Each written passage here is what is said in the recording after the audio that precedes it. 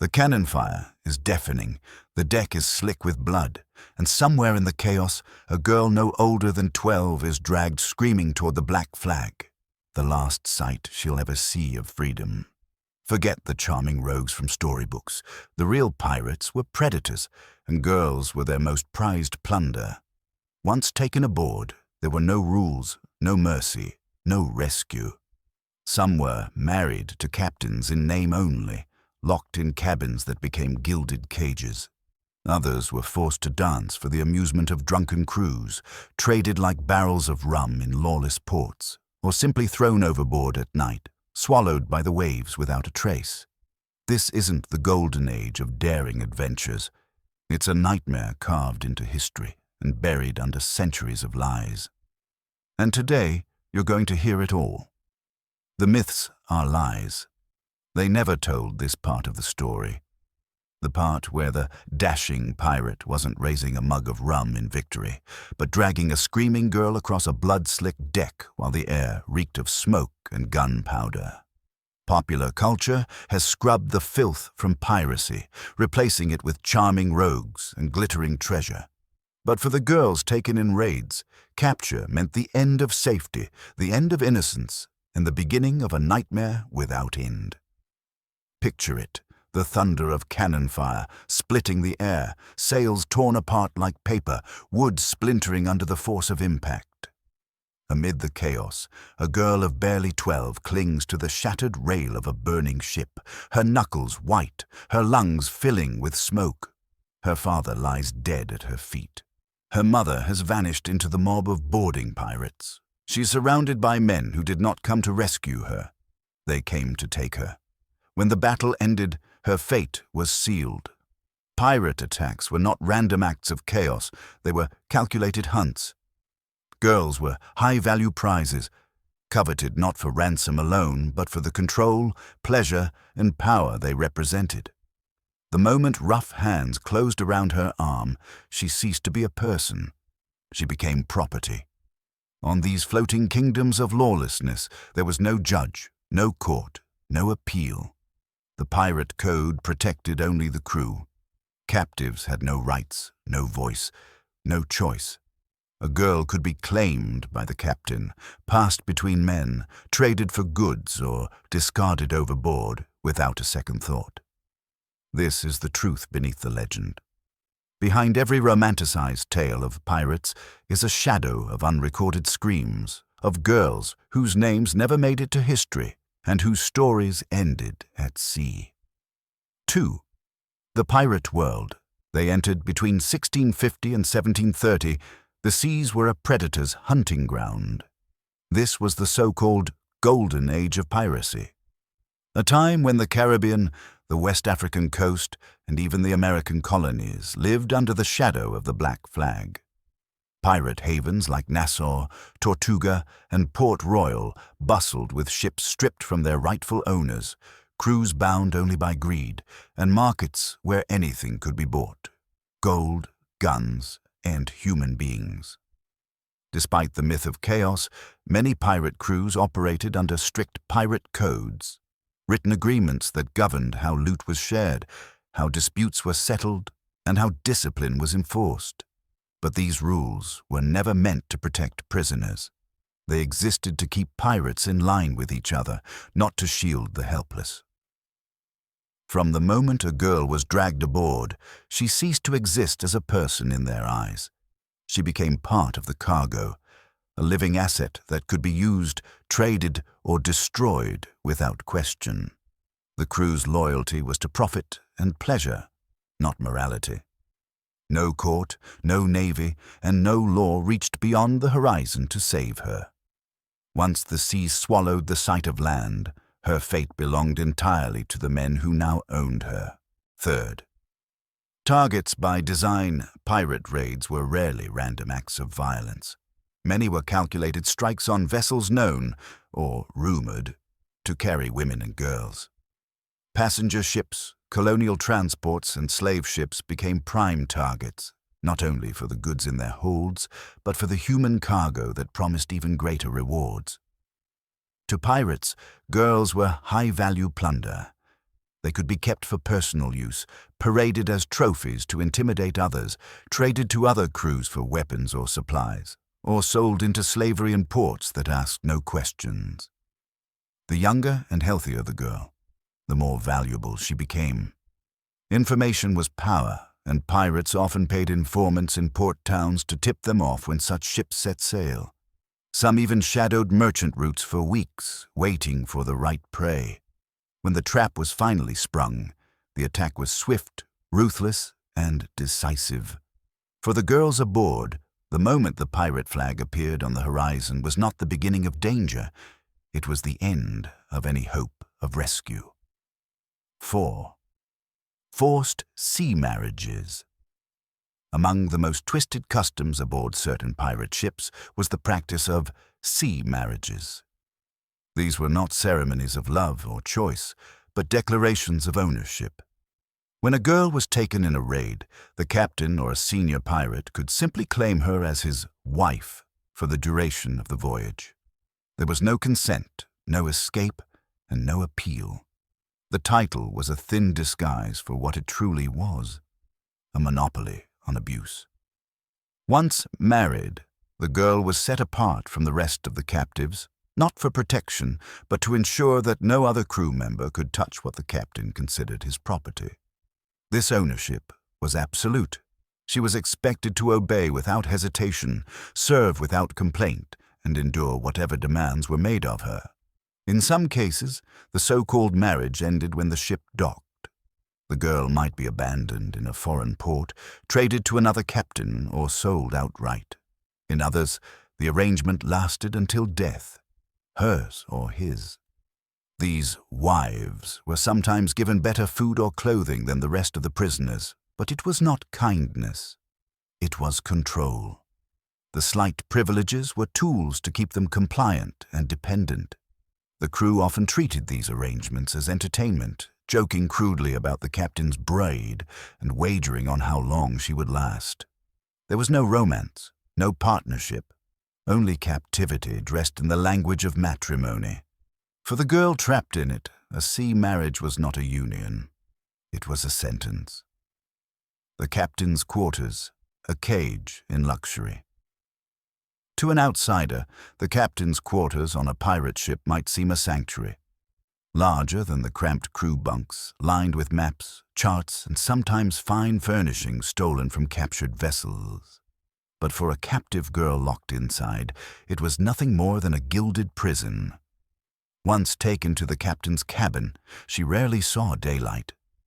The heavy door stayed bolted from the outside. Food and drink were brought in, but always under the watchful eye of the man who claimed her. The fine linens, exotic fabrics, or bits of stolen jewelry she might be given, were not gifts. They were chains of a different kind. Each trinket reinforced her dependence on the very person who had stolen her freedom. Some captains isolated their captives completely, cutting them off from other prisoners to prevent escape attempts or rebellion. Others paraded them before trusted allies as proof of their power and wealth. In both cases, the girl's world shrank to the dimensions of that cabin.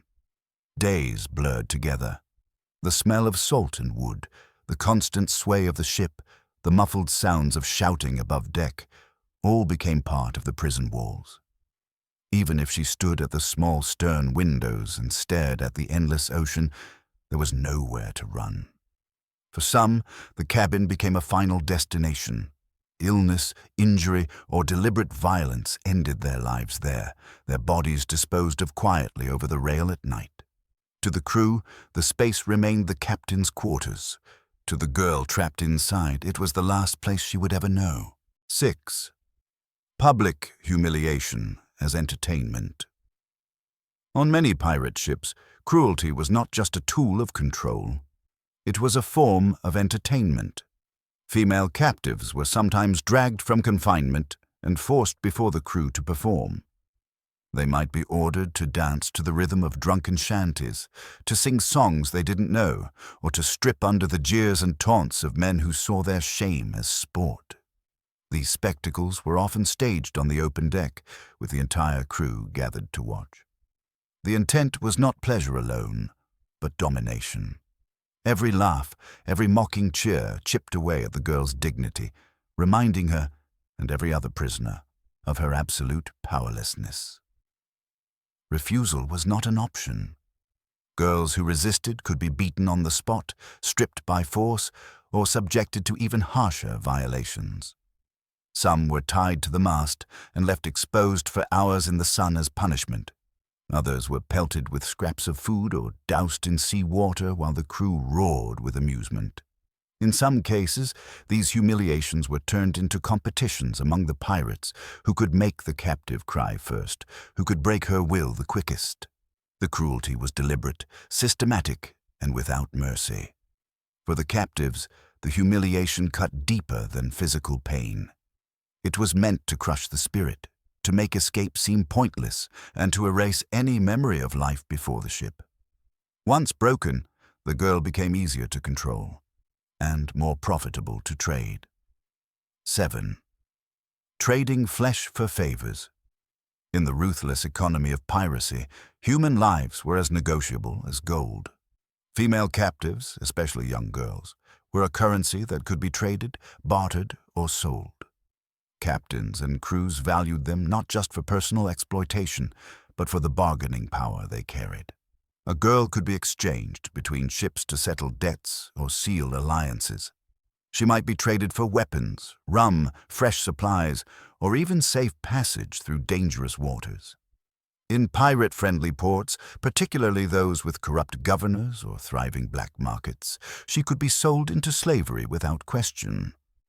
Some captains used girls as leverage in ransom negotiations, sending word to a captive's family or community that she would be returned for a price. Payment didn't always mean release. Many families paid only to learn the girl had already been sold or killed. The value of a captive depended on her age, health, and perceived usefulness. The younger she was, the more she could fetch in trade. Pirates discussed such transactions openly, reducing human beings to nothing more than goods on a manifest. For the girl, being traded rarely meant freedom. It simply meant exchanging one captor for another, and sometimes moving from bad to worse. Each transfer erased more of her identity, replacing her name with a price.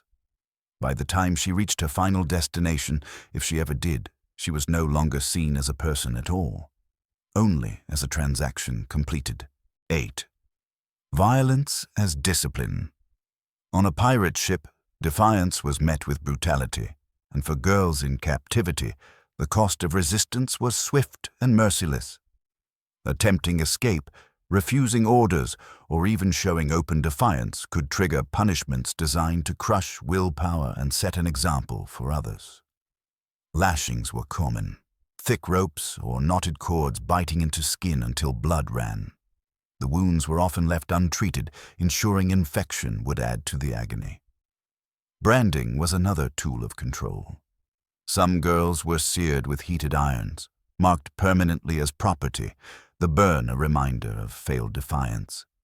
Others faced more elaborate cruelty, tied to the mast in the scorching sun without water, beaten until they collapsed, or forced to kneel for hours on sharp deck grating that cut into flesh.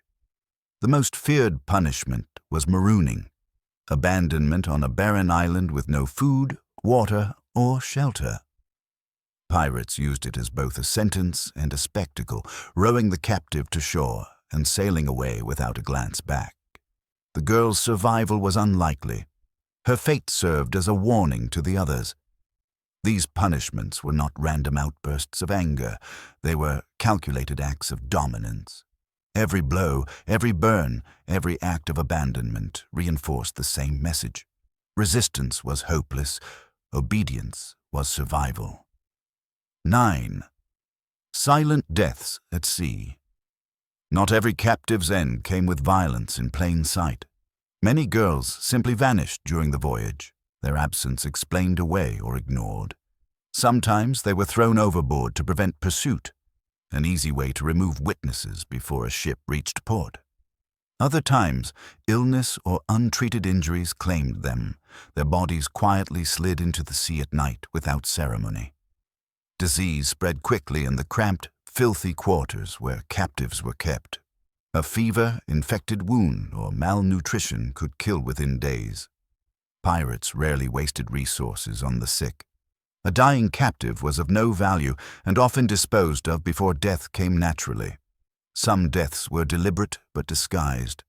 A shove during a storm, a rope cut by accident, a body lost in the churn of the waves. These were easy to arrange in the lawless vastness of the ocean. There were no witnesses who would dare speak, and no authority to hold anyone accountable. The ocean swallowed them without a trace. No grave markers, no records, only silence. For the crew, the loss was no more troubling than tossing unwanted cargo overboard. For the girls, it was the final theft. Even the dignity of being remembered was denied to them. 10. The Forgotten Voices. History remembers pirates for their daring, their battles, and their treasures. It rarely remembers the girls who suffered under their rule. Their names, if recorded at all, are buried in court transcripts, missionary letters, or a passing note in a ship's log. Female captive, Spanish girl, the governor's daughter. Most left no testimony. Many were too young to write or too broken to speak of what happened. Those who survived often disappeared into anonymity, their pasts hidden or erased. Centuries of romanticized stories, plays, novels, films, have scrubbed the screams from the decks, replacing them with songs and laughter. The victims became shadows, their suffering overwritten by myth. But the fragments that remain tell enough. They speak of fear that never left, of bodies treated as loot, of lives shattered in the space of a single boarding. They show that for every flag raised in defiance of kings and empires, there were countless acts of cruelty against the powerless. To remember these girls is to strip the varnish from history. It is to admit that the golden age of piracy was built not only on stolen gold, but on stolen lives. Their voices may be lost to the waves, but their truth remains, and it is far darker than the legend dares to tell.